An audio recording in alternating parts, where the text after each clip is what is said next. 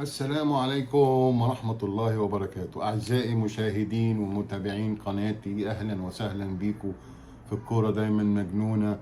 والسؤال السابع من مسابقة مصر وتاريخها في كأس الأمم الأفريقية.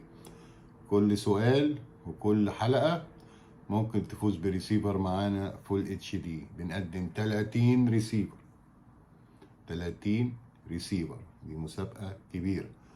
لكل واحد هيفوز معانا هياخد ريسيفر، بس لازم تشترك في القناة. كل حلقة بريسيفر فول اتش دي. مسابقة جميلة وحلوة، ويا رب تشتركوا معانا. السؤال السابع: مين الجول كيبر في منتخب مصر اللي لعب اكتر مباريات لمنتخب مصر؟ مين الجول كيبر لمنتخب مصر اللي لعب اكتر مباريات لمنتخب مصر في البطولة دي، في بطولة كأس افريقيا؟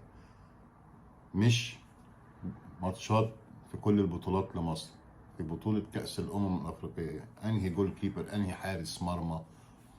هل هو الحضري؟ هل هو ثابت البطل؟ هل هو شوبير؟ هل هو حسام الحضري، ثابت البطل، ولا شوبير؟